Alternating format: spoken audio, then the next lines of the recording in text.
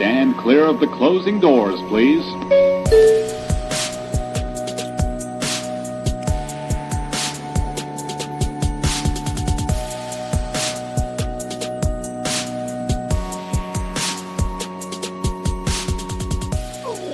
What's up, people, friends? Welcome back to the TV Terminal. My name's Adam Bale, senior editor over at the Koalition.com, and I'm joined by my boy, Ken Burke, man. Ken Burke, what's up?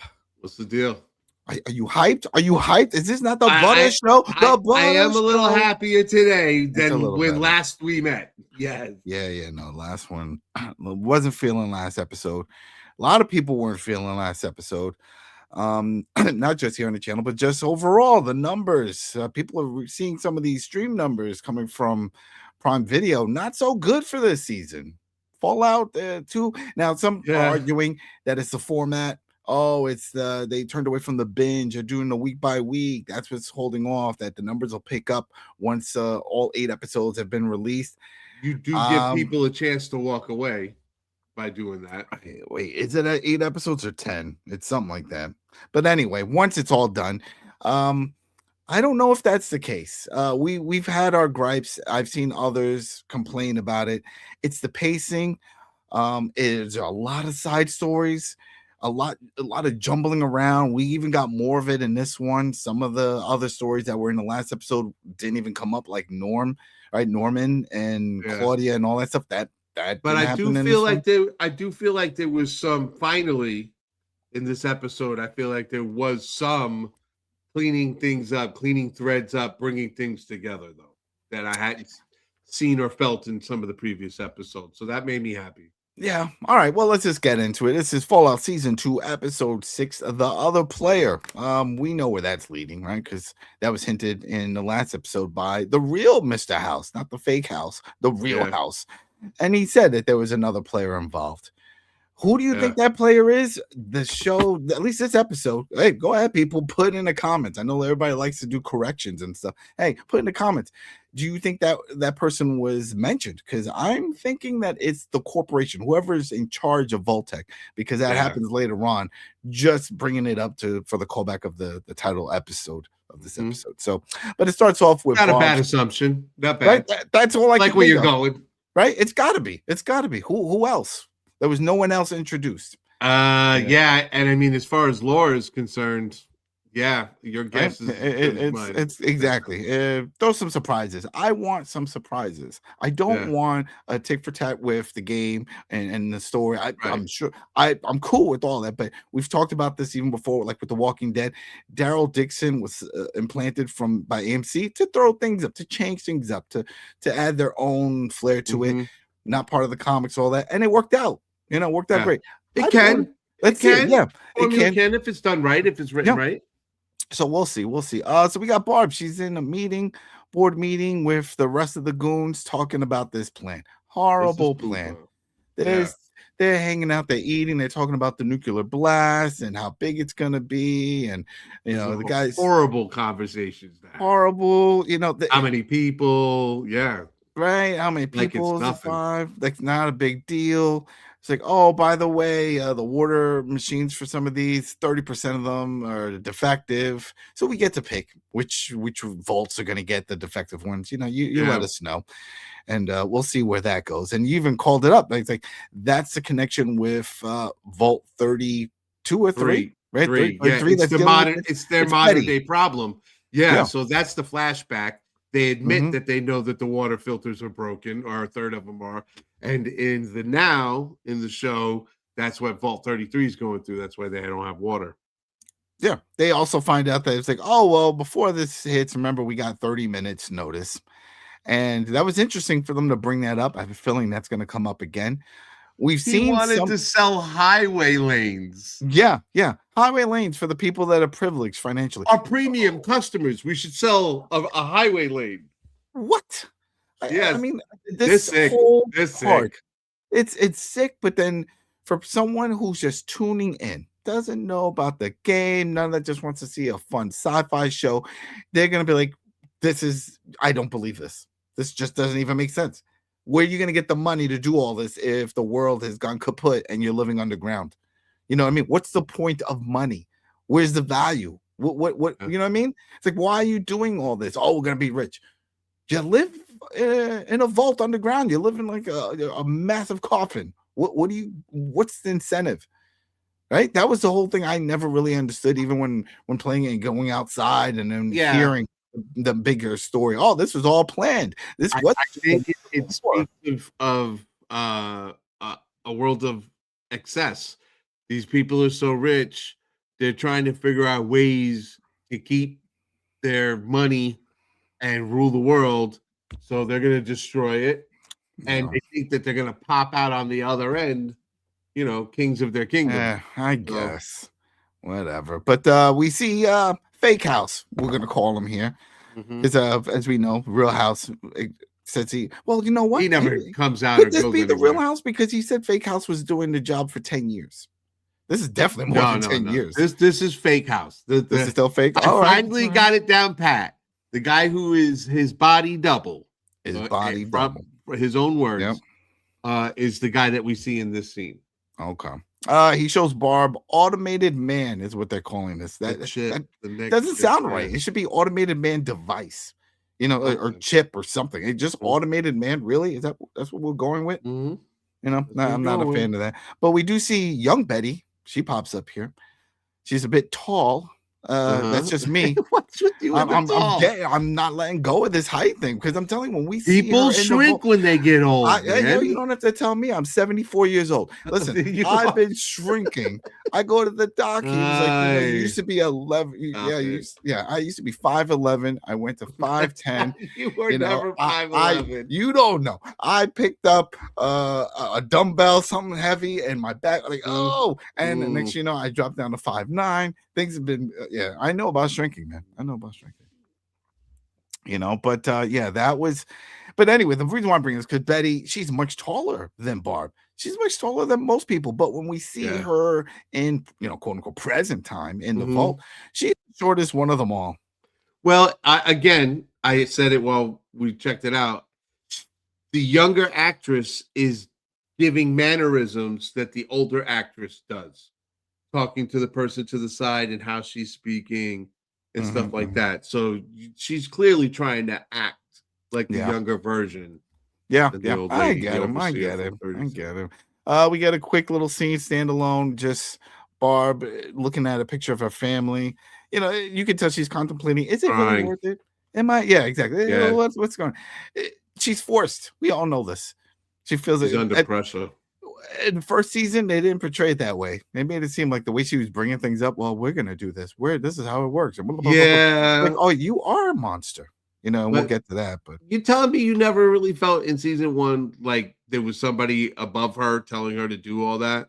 Of course, because she's not the big boss. Whenever you're not the big, there's definitely somebody. But I thought she was close.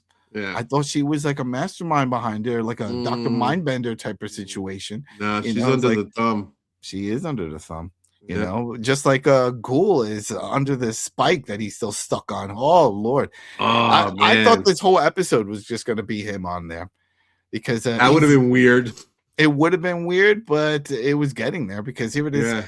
He's still on this spike. It's daylight. People are walking around. He's asking for help. He's also nobody was trying to help him. No one cares. Very not a single soul. I was getting flashbacks of just walking around in Manhattan. You'll see somebody help me out. No one cares. There's somebody laying on the floor, dead, life. Who cares? Step right over him. Gotta go. I can't mess with you. It's true. How many times you been on the train and some dude is in the corner on the 2-seater stinking it up? Is he dead or is he alive? Do you check? I don't think you do. You just made me smell the subway. Why did you do that? Shoot, I could tell you some horror stories with my hand on one of the strap hangers. Oh, one time it was all wet. And we don't need to know. We don't need to know. All right. So anyway, Dog Meat shows up. Where the hell was Dog Meat? He's doing what he had to do. Maybe he was going and hanging out with his other dog buddies. But he was MIA.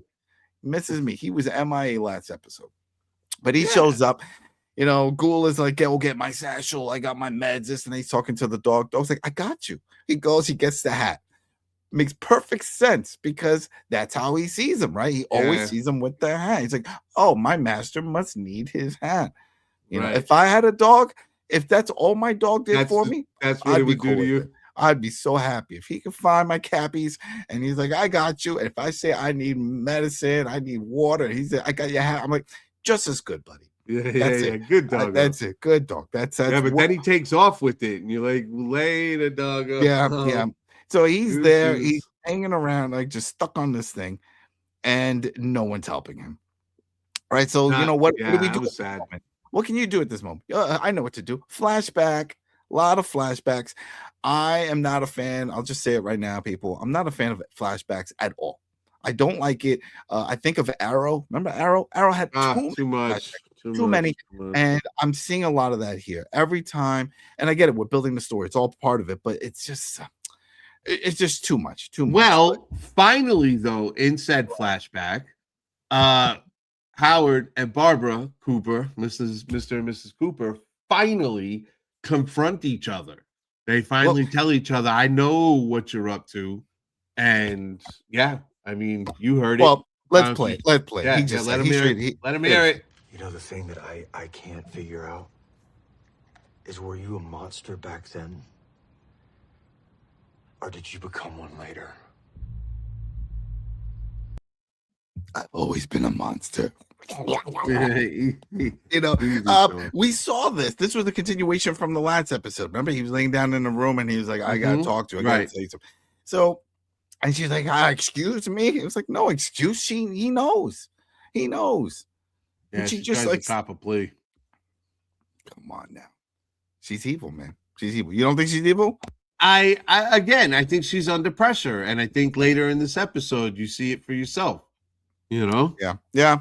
Well, anyway, Lucy wakes up. She's at the vault with Hank. I'm assuming we saw before. This was the Vegas vault that they're trying to get to, right? Right, the headquarter vault. Right, this is the HQ. Vegas. See, and that's why it threw me off, because we know about Vault Tech HQ, and the fact that they're calling this the headquarter vault.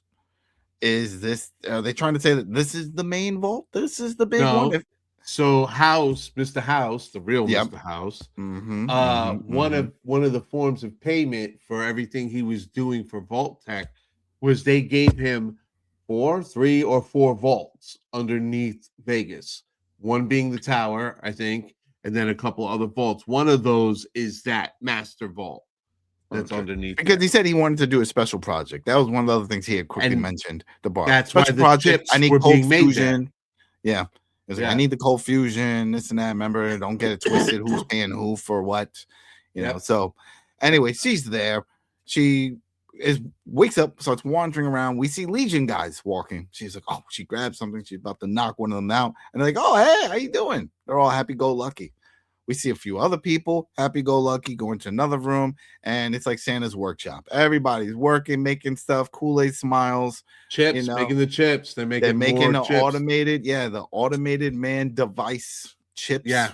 They're doing that whole thing. And you asked last week, did Hank perfect the process, or was it just that one crazy dude that it worked on?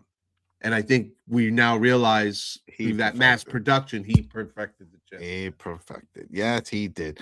She walks around. She finds her dad with the Atomic Diner.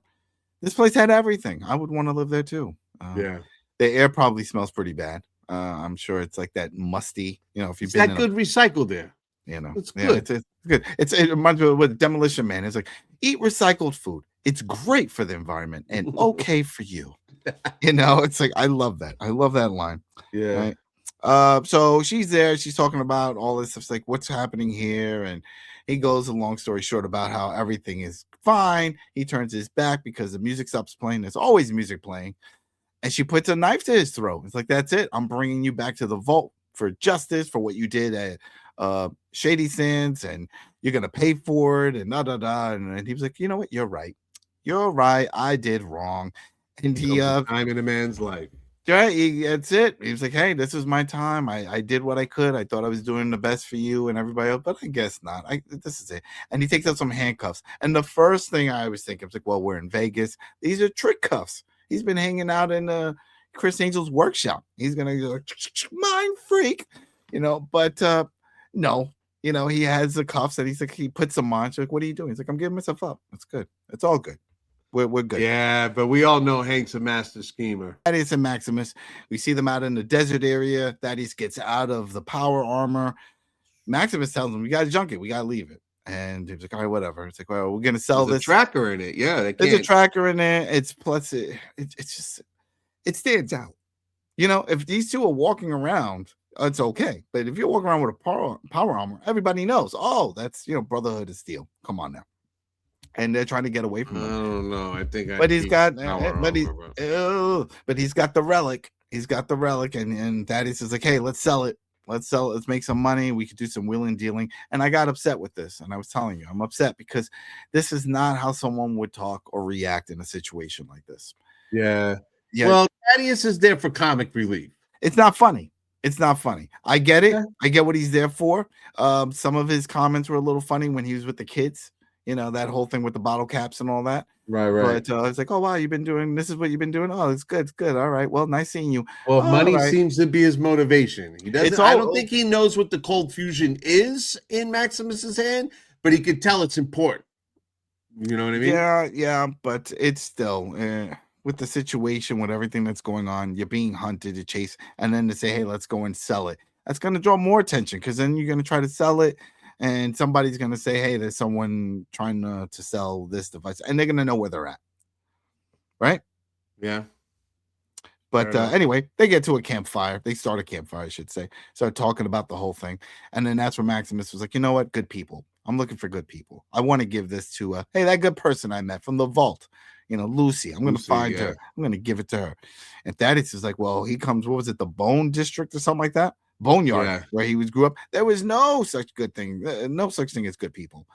Yeah, he called bullshit. He called BS on that. Yeah, but Maximus said where he grew up, there were some good people.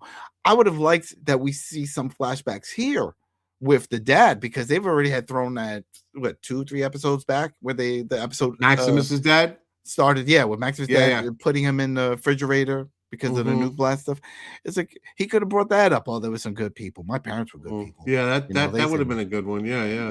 But no, they don't do that. They don't do that. We go back to Ghoul. Now it's at night. No one's around. He's there. He's talking to himself.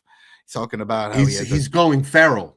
Yeah. Oh, he's been going feral. Yeah, he's been going feral for a while. That's why he's doing all the ghouly sounds. He's wigging out. Yeah. And he was like, "You know what? I got to get out." He starts thinking about his daughter and stuff. And he's like, "I got to do it." That's he kept saying his name and that I have a daughter. Yeah. Oh, yeah. My name is Cooper. My name is Howard Cooper, and I have a daughter. What was it? The Princess Bride? Remember the dude's like, "My name is so and so, and I'm here to." My name is Antigua Montoya. There you go. You killed my father. Prepare to die. And he kept saying it until he got to that point. Yeah, and that's what I felt like. This is it. He's gonna keep saying it until he gets himself off. Really cool scene. He's holding it. He's pulling himself up. I'm like, oh, he's gonna get out. This is how that was crazy. I mean, look, I know ghouls don't die with a wound like that, but he pulled himself up the spike, the pole, whatever he's on, impaled by. Yeah, that was kind of nuts. And then he couldn't get over the top though. And I asked you because you know a lot more of this lore. Yeah. Did the ghouls have any additional power, like strength wise? Like was there anything that they were taking? To be faster. They got fast. They could chase you down really fast. The ghouls, but no human strength, no like super strength. The super mutants got all the super strength. Oh well, we get into them. So he's trying to pull himself up, doesn't work. He slides right back down. In fact, I feel he went a little deeper too. Because they showed it. Now, what I was thinking here is that if he did have the strength, but then again, I also don't know how strong that steel bar, or whatever it was, the pike. Maybe if he could bend it, just bend it left or right or whatever, so then that way he can like shimmy and slide off onto the floor. That's what I was thinking. Shimmy and slide. What is it? The disco? Right, do the hustle. All right. Shout out to my party days. I told you I'm in my 70s. So I'm telling you, according to Spotify, I am in my 70s. If you guys know, Spotify does those. Hey, here's your playlist, and this is your average age for your music. I'm 72. It says. Get out of here. What are you listening to? I listen to a lot from of the 50s. Yeah, Steely Dan, Led Zeppelin. Okay, 60s and 70s. But it says that I'm the average age of like a 72-year-old for the stuff that I listen to. Yeah, that's stuff my mom was listening to. You see, she was 78. There you go. Peg, come on now. All right. So anyway, while he's there, all of a sudden we hear something coming, and it's thumping, boom, and it's breathing heavy, and it's a super mutant, and it just bites his head off. The ghoul is dead. What? No, he did not. Oh, he did bite his head off. Oh, that would have been a good one though. It did not happen that way. Dude. But he pulls him off. He breaks the pipe. Boom, he breaks it. Yeah, so then all he has to do is lift his body over what's left.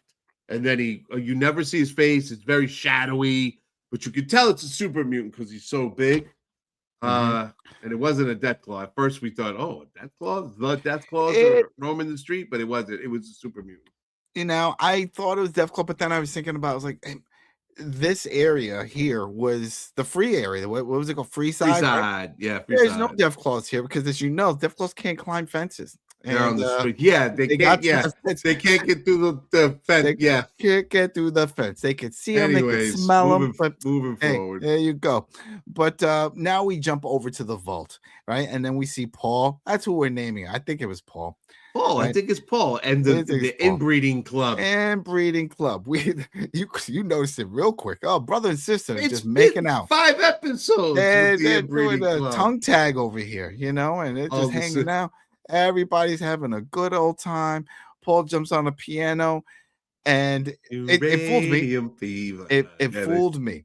Because he's playing that uranium song. Everyone's going into dance. I was getting that whole kung fu hustle vibe. Everybody doing a whole dance routine. I was like, oh, this is gonna be fun. Here we go. Then he snaps out of it, and the guy is like pressing one key. Bing, bing. He can't do it. Bing, bing, ding, ding. Right? He can't do it. At the same time, we get a quick notice of Betty coming down the hall with some guards. I see how short she looks. I'm just saying. She's short. She's old. Leave her alone. Oh, man. Here you go. So she walks in, and I had to get this order because it was funny. By order of Overseer Betty Pearson, the snack budget for the products of the Inbreeding Support Group has been rescinded.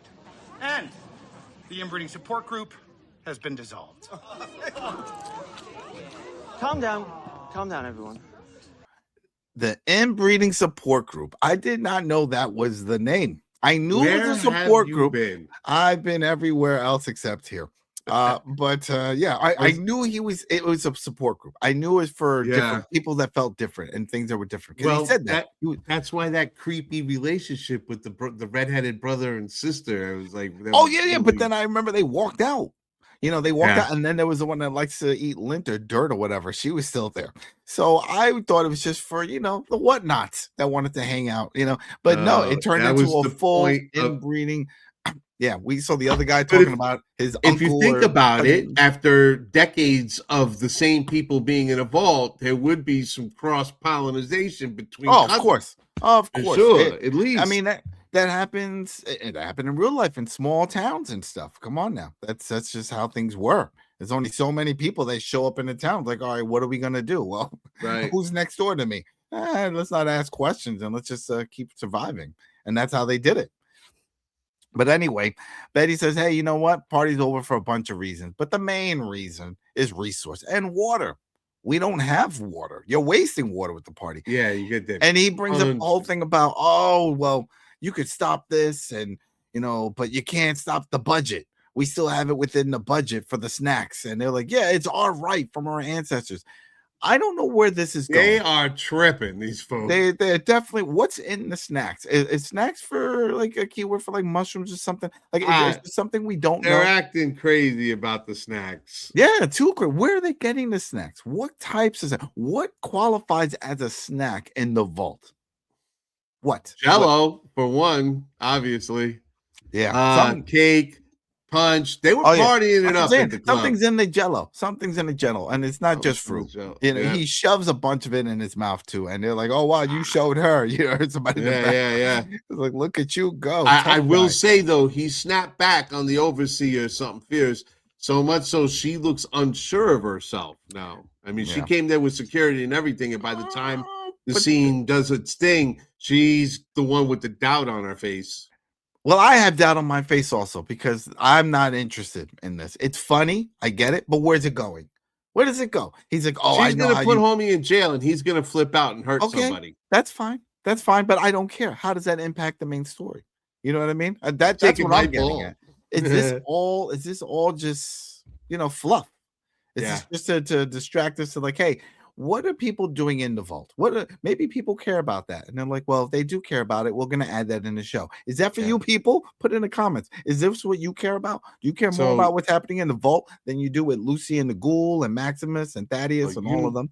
I said that I'm more interested in those stories, but I also said this to you, and that's that they are writing all of this from the perspective that they have a whole another season after this, and they're not going to rush it. As season 1, it could have been one and done, and so they wrote a more complete story. And so now they're stretching it out. They're dragging it out. But it might be too stretched. You know what I mean? It's like you stretch it out too much to the point there's no real. I feel you. There's no real meat and potatoes on this, and you're like, you know what? I'm not getting there. So anyway, we throw in some more of this surprises that doesn't go anywhere in this episode. But we see Davey. That's the dude that's been hanging out with Woody. That's his buddy. He's looking for Woody. Hasn't seen him. He sees Chet. He's like, hey, you seen Woody? No. Starts talking about how he doesn't like checkers, but Woody likes to play checkers, so he wants to make Woody happy, that type of thing. Oh, by the way, congratulations on getting married. What? Married? What do you mean? Oh, I mean, you're engaged. My bad. So that doesn't make much sense of what's going on. Yeah. You do realize that Harper, the evil patch lady from Vault 31, you realize she killed Woody. Because Woody heard that conversation. Woody heard it, when they were in the meet. Yeah. Oh, yeah. Woody he stuffed them in a vent somewhere. He's gone. If someone, maybe Dave. No, I don't think Dave's going to. Chet is probably going to find him. But he walks around. Chet's now flipping out. Oh, he didn't know he was getting married tomorrow. Oh, man. That is one way to find out. It's almost like like an arranged marriage. Yeah, imagine that. I mean, I guess that's the way celebrities feel. If you ever become a celebrity, then you just find it on social media. It's like, yo, everybody knows you just got this. You just got dropped by your label or something like that. I'm like, what the hell? What do you mean? You hear it all the time. These celebrities like, oh yeah, I just found out I got this role. Whatever. I'm going to be in the next Marvel movie. How'd you find out? It's social media. Before my agent found out, somebody spilled the beans. Some TMZ or something. But anyway, he's walking down the hall. Everybody's congratulating him. He sees on a poster, oh, we're invited to the marriage. There you go. Harper, the overseer, with Chet over here. I don't care. Again. And the baby. We understand why she's doing it. This is all for show, that whole thing, right? That's what all these, when you play that role, politicians, you always hear about it when it comes to presidents and stuff. Like they have to be married or something. They have to show that there's can't have a single person running around, in office. So I think it's one of those situations. So that way That's a good assessment. Yeah, because she can make it seem like, oh, I have a baby. Because she played that card with Betty. Remember when she was like, oh, I care about my baby. It's I care about all of us and my baby. No, she doesn't care about the baby. We heard it from Chet. Chet is the only one. That's his job. Straight up. She told him that's your job. That's your job. Take care of my baby. Take care of it. Take care of it. Right? I don't even know if the baby has a name. Maybe it's just baby. Chet Jr. They named him Chet Jr. because everybody was calling him that already. And she's like, we'll go with that. Chet Jr. Oh, that's a whack name.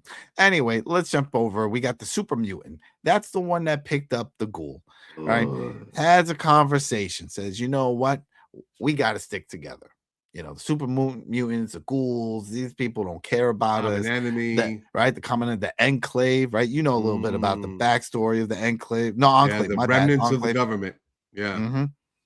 But I felt like this was big, man. Like we were just talking about something that we had heard and saw somewhere about somebody, and then the voice started sounding familiar. The voice to the right?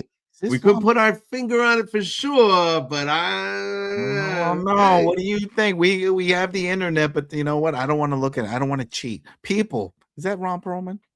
Was that Ron? It was Ron Perlman. It was gotta Ron be. Perlman. It's gotta be. It's gotta be. They say, look, if you watch the video again and they show his face, that one line, he says one line looking at the camera, it's gotta be, bro. So he went under. All right. Yeah, but we both just heard him say within the last week or so that he had no interest in doing anything in Fallout or for Fallout. Mm-hmm. He's the original voice to the whole war. Yeah. It never changes thing for those that don't know. Yeah. Everybody knows Ron Perlman. Come on, the Sons of Anarchy. He was Clay. Hey, I mean, he was Hellboy. Come on, people know who he is. Good. Buddy has a really good, fun story. He met him in a store one time. Really fun story. I'll save that for another time. But anyway, so yeah, he tells him he flies solo. This is a ghoul. I don't need friends. And he's like, "How's that doing for you?" Right He's like, "Oh well, I made it this far." And he said, "Well, then I guess you're no good for us right now. You're no use to us, the super mutants." Oh, and he just knocks him out because he says, "Then you know where we are." Does he really know where they are? You can't know where we are, so he knocks him out and then takes him out of the super mutant hideout. I guess it makes sense that he doesn't do that. Yeah. But then we get, it's like every time something like that happens, that's when we get a flashback. Because then now we get another flashback with Barb and Cooper and dealing with the whole thing back in that same situation. Still arguing. The pre-war. Yeah, the pre-war. Still arguing. It's back in that room. It's like, how are you doing this? Why are you doing this? And she's like, I'm doing it for our daughter. Janie, right? She's, I'm doing it for Janie. We have to do this. Like, how can you say that? What about all the other people that have their own? All the Janies, other moms and all the other Janies, yeah. It's like that. Don't tell me this. You're just evil. You're just evil. Yeah, I feel like they both have their points. She feels like the only thing she can do is go with the flow at the company and ensure them a spot in a vault. That's her goal, is to get them into a vault. Right, I get that. From the it's a mom prerogative. It's one, but then come clean and just say it. But like, just say it. Why play the song and dance with your spouse? I get doing that with friends and family, not sure. But your spouse, you know what I mean? It's like, what's going on? This is what's going on. I have to do this. We're being forced. They're going to do this regardless. So if we want to ensure our safety and get in a good vault, one that does have working water that's not going to crap out on us, you just got to play the game. It's either that or kaboom, because that's just the way. But she doesn't. And that bothers me just for the story. I can see your point. It's like, come on now. But we see that he heads out, he storms out, he goes in the area, and then he takes a glance at Hank, and then we go young back Hank. To Barb, right? Young Hank, right? We're still in the flashback mode.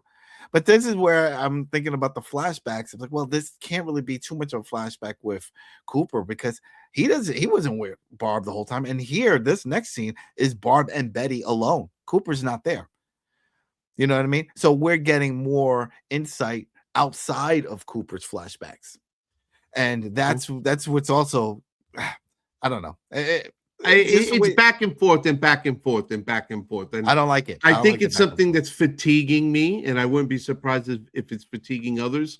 Yeah. But listen, again, I talked to some other people. There are a handful of people out there that are digging this. Well, the other handful, when this happens, are picking up their phone. They're doing 2 screening. That's what they're doing. They're like, oh, what happened this week on The Pit? Let's see. Oh, we're doing another flashback with this Barb chick. All right. Well, no, I don't care. All right. What happened? What are they doing? Because here it is. She's there. She's telling Betty, hey, I need to know everything about Cold Fusion. I need you to find all the info. Betty, looking very tall, says, hey, what do you mean? Maybe you shouldn't be doing this. Are you sure about that? What's the problem about finding more intel? She has a bout of conscience. Her morality kicks in, and I guess she's trying to figure out another way out, or maybe steal the Cold Fusion or something. Because she was like, "Is that a good idea?" It's like, none of this is a good idea. Everything that we're doing here isn't a good idea. Yeah. Who is it? And I'm really, and we'll get into it right when we close out. But whoever's in charge, they have to be a larger than life character to really pull me in to explain what the hell. Because think about it, it really takes someone with some big, to convince all these corporations, hey, let's just blow everything up. Some sort of a kingpinish figure. Yes. Yeah. Oh, yes. It's got to be massive. Mm-hmm. She gets into the elevator, and they always do. I mean, so many shows. We've already seen this trope where it's like the elevator doors are closing, and what do you expect? You wait for a hand, right? To like stop it or something and then come in. No, the person's already behind her. How did that happen? How did we not see that? We saw her step in the elevator. I didn't see anybody. He's short. He's a short dude. I guess so. Right. So this is a voice we recognize. Siggy. Yes, this is Siggy. This is we know him from Lost. This was Ben Linus. Remember? Yeah, he's always a bad guy. Always a bad evil guy. He was in season evil, man. We talked about you. I got to say a little prayer every time I think that show possessed. That was hard to watch. That freaked me out. Very creepy. Very creepy show. All right. I think that finished too. They just had ended it. Yeah. Like 5 seasons or something like that. Very creepy. She had way too many kids too. I couldn't understand it. She was like a thin little lady and she had like 9 kids. Yeah, me and my friend Sarah were watching it. It got to be too much. Shout out to Sarah.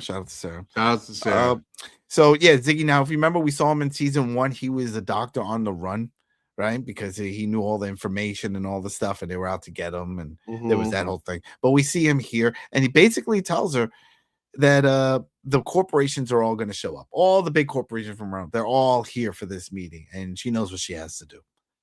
Yeah, well, he put her under the thumb. He's like, "What are you doing?" Yeah, they were inferring that she's always being watched and listened to because she went from her office to the elevator and he started a conversation with her about what are you doing? Why are you poking the bear trying to find out about the cold fusion? And the fact that he even knows that, like you said, that's what always listening and watching, and he was hiding in a little pocket in the elevator. It's like, oh my. Yeah, and he says, and I'm under pressure too. If I don't come in here and basically threaten you to stop, the same bad things are going to happen to my family. He inferred that they'll kill your family, and that's why she feels under pressure. It was a pretty important scene. Then we see her back with Cooper and starts talking about, hey, we have to do this. I don't know who the big boss is, because he was like, who's doing this? He doesn't understand. It's just, again, these flashbacks, and I get for us to know the story, and I get when we get the Ghoul's perspective, Cooper, Howard, that whole thing, but when we get the Barb, and it's like, whoa, why not just throw us in everybody's flashbacks? And which we sort of did a little bit with House. Like, what was it, episode 1? Was that episode 1 or 2? Remember when he was in the diner, right? Yeah. So I'm not a fan. I think the payoff happens when we see them outside of the cryo chamber. I think at some point they're going to get thawed out and the Ghoul will save his family or something. I guess. But we jump back now with Lucy and Hank at the vault. He's still handcuffed. He's walking around. He's showing her all the other people that's there because I guess she wanted to go back in that room. And he says, she was like, they had to pass through there to get past through to get out. And she was like, oh, how did you get all these people? And he was like, oh, they all want to be. I'm offering them a better life. And he starts talking about. He admits he stole them from all over. Yeah, but the one girl was a murderer, but now she makes pencils and she looks so happy. This one that she had a big old gap up front. There was like everybody had some horrible backstory doing something, and now they're happy. And she was like, you know what? I'm not buying it. Hey, everybody, you're free. We're leaving. We're getting out of here. I was like, okay, let's tell them. It's like, hey, you want to leave? And she says it. Everybody go. You can go. Once we're done, we're out. You can go, and you're free to go. And they're like, we don't want to go. We like it. Yeah, it's crazy out in the real world, man. And they all have the chip in, and they're all dressed very uniformly, and they're making you feel like it's, a dystopian kind of slave clone thing going on. But in all actuality, they're not stupid. No. They don't want to go back out into the violence. So they're like, I think I'll stay. I have so many questions regarding that chipset because I'm assuming that there's a main application that's being deployed to all of them. Because something it's not radio. You see, it's got to be some kind of that just puts them all on the same wavelength. You know what I mean? To do the same thing. Because there's one thing to get chipped, and it's like, it's master, what to do, man. You know what I mean? Like when we first saw House use it, he's like trying to crank it up and give commands. But now we don't even see Hank give commands because as soon as they slap one of these things on, people snap and they automatically. They're acting like a bunch of hippies. Oh, yeah, exactly. Peace, love. That's what we'll call it, the hippie chip. The hippie chip, right? There we go. Right, but they don't want to leave. And Hank said, you know what? I'm also going to leave the door open and all this stuff. But then So two of the other people that are part of the hippie crew show up, and they got a Legion guy and a Raider guy tied on a chair, right? Tied to chairs. Brings them. What are we going to do with them? They hadn't been converted yet with the hippie chip. Nope. Now, I was writing notes. Did they break out, or did he let them loose so they can leave? So they were both strapped to chairs. They wheeled them in the room, and they were strapped in. And she was like, well, I'm not pushing the button. Lucy, they were trying to convince her to push the red button to convert them into hippies, right? And she wouldn't do it. And but that means they had the chip already. They had the chip already. The chip was in. They just hadn't done the procedure. Gotcha. And somehow the Legion guy got loose. Yeah. And then he started beating up on the other guy who was still strapped in. And you called shenanigans to all of this, right? I did call bullshit. Yeah. Because the fact he breaks out the whole fight thing, then one of them attacks Lucy. And it's great timing because he slams her against the workstation of the murder lady doing the pencils. Yeah, and it's like, oh, pencil. It's like, yes, stab, and they were like, press the button. She presses the button, and it's Kool-Aid. It's high fives. They're very happy. They're like, hey, how you doing, boy? Oh man, I'm sorry about that. Yeah, let me take care of that. Hey, you want to go out for it? Okay, and then they just wander off and peace, love, and all that stuff. And he says it. See, everything is a lot better this way. What did he say? Kumbaya. Yeah, kumbaya. Right. Yeah, what do you? That is like kumbaya. Like, what do you? I mean, this was the plan that House had early on. To do was this to do this to everyone or just to people in one of his vaults for his project? Probably Vegas. He's probably looking to do that. This is what I'm assuming was the project. Mm-hmm. I mean, the way House views Vegas is all of Vegas is his home, his kingdom. Well, yeah. So not only did he protect it from the nuclear bombs, he was probably prepared to put the chip on everybody in Vegas, have him doing his little thing. Would have been fun. No. All right. We get a quick scene where we see the super mutant and Ghoul. I guess they dumped him in a spot, right? We see that real quick. So at least we know they didn't kill him. I mean, no one thought he was going to die anyway. I mean, he's like the main character. But yeah, they just want to show that they dump him somewhere. All right, we go back to the flashbacks. Oh, man, these flashbacks. We get the Cooper. He's with Hank. Says, hey, let's drink. And then he drugs him. He spikes him with whatever pill that was that he had before, right? So he does that. He checks the little box that he's been walking around. He had a briefcase handcuffed to his arm, remember? Yeah. So he opens this up and he sees it. It looked like one of those 1950s phaser weapons, you know? No, it was an inoculation gun. It looked so futuristic though. It didn't. It just had this like the 60s 50s style tubing design. I don't know, but I get that's the aesthetics and the design from the show. You know, but he opens it up. He takes a look. He sees this. He was like, "Oh, what the hell is this?" We're trying to figure it out, right? Then Barb comes in, and she takes her coat off and everything. She looks at him. Yeah. He's in shock. She came in like the pissed off cat. Like, what is everybody doing? Yeah. Get out of the way. Yeah, that's it. Exactly. I thought she was going to do something else, but no, she pushes him aside. She takes the inoculation device from him. She jabs it into Hank's neck. She pulls it out and we see it. This is where the cold fusion. It was stored. Hank was the carrier. Yeah, he was a carrier. That was smart. Yeah, that was cool. That was a pretty cool moment. Total Recall style, right? You brought that up. I felt like Total Recall when they thing out. But now, and I think Howard then realized just how serious everything was, because she turns around with it in her hand and she looks at him like, dude, there's nothing you can do. Just stop bucking. Stop fighting. Just, come on now. Just accept it. One of us. One of us. Right? That's it. It's like, just drink the Kool-Aid, man. Get with the program. You know, we get dog meat. Dog meat shows up at Thaddeus and Maximus' little campfire site. Dog meat's the man. I just want to say that dude is everywhere and knows how to find people, bro. Was that a thing he did in the games? I never. Had him. Yeah, is his superpower in the game is that he can find things. You literally have the option to talk to him and say, "Hey, go find an item or go find a person." So it does kind of fit. Okay. Yeah. Right. So he finds them. He brings the two over to the Ghoul, and you see him. He's there. They're shocked to see him. He's shocked to see them. It's like, oh, here we go. Really cool scene.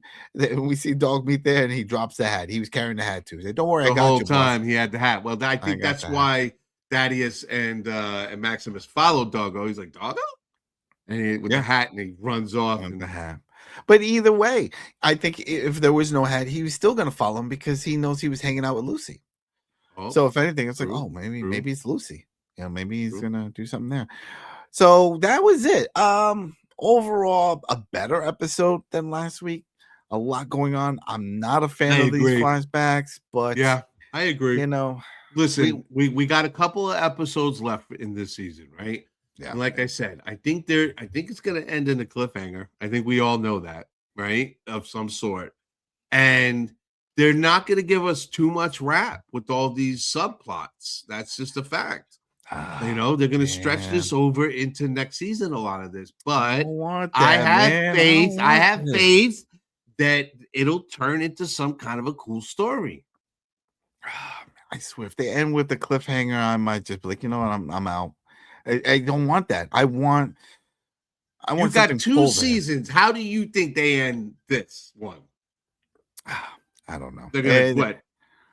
You're gonna get justice for Hank, and the Ghoul's all better, and Lucy goes home. No. Definitely not get that. But I want something to pull me in. Right now, I don't know what can pull me in. Maybe the whole thing of trying to figure out maybe if they introduce whoever is the big cheese, the big corporation guy, who the third person, the other player, the other player, and that whole thing pans out. But think about it, like the main goal from season 1 was to get to New Vegas. All right, well, we got there. What is the main goal after that then? You know what I mean? That's what I'm saying. We're here already. That's well said. Give us the goal, at least. Yeah, where's the goal? What are we shooting for here? Right now, it just seems like we're playing catch up. This is all catch up for Howard to figure out what's going on, so that way he's at this point that we see him as the Ghoul. It's like, all right, well, we get it. Eventually, he must drink the Kool-Aid because he gets into it, and he definitely goes out there and does some stuff because that's how he becomes a Ghoul and is roaming around for like 200 years. I am interested in figuring out through the show how it is that he got separated from his wife and kid. Because clearly they were in the vault, and he spent 200 years outside the vault. Yeah. It's going to be interesting to see. And that's something we might get before the season's over. I hope so. We have how that happens, because I could see that the flashbacks have a natural progression, and I think we're going to see the war happen, and I think we'll find out how they got separated. And we can't leave New Vegas without the Ghoul finding his wife in Vegas. You know what I mean? So if they say, all right, next season is going to be a different location. Okay, that's great. But, Barbara and Jamie are here, and the Ghoul is here. Don't tell me it's like it's going to be one of those situations where you're so close, but then we're going to pull you away. Oh, no, we're going to put him in a truck and take him somewhere else. Oh, no, we have to go somewhere else. We'll come back. We know where she is. She's in cryo. She's not going anywhere. No. I don't know. And the Legion, we have to see where that whole thing pans out, right? I'm still excited to figure out what's happening with the Legion. He couldn't have just blew them all up with that dynamite thing. Yeah, exactly. Come on. Macaulay Culkin was only there for 1 episode? Really? And there's such a big force, too, in the game, New Vegas. That can't be. There has to be more run-in with them. Yeah. Well, either way, we just pointed out things that we did like, and what we do like. As you notice, we didn't point out anything about the vote. We don't care about the vote. The whole thing, that's funny, whatever, all the party, inbreeding. I don't care, though. I don't care where that goes. I don't care with the overseer, with the baby, Mary. I don't care. That stuff they can cut the fat. They can just cut that part out. I just care about all this. Where is this going? Where's the main story going? So anyway, we'll see. What do you guys think? You enjoying this? You're not enjoying this? You're tuning out? I don't know. It seems like it's all over the place with this episode, with this season, I should say. But hey, we'll be back. I liked next. it. I like this one. It. It made me feel okay about the show. I don't know. All right, that's good. All right, everybody. Thanks again for just liking, hyping, subbing, following, complaining, commenting, you name it. We get it all. So thank you. And we'll see you next week for episode 7. See you soon, folks.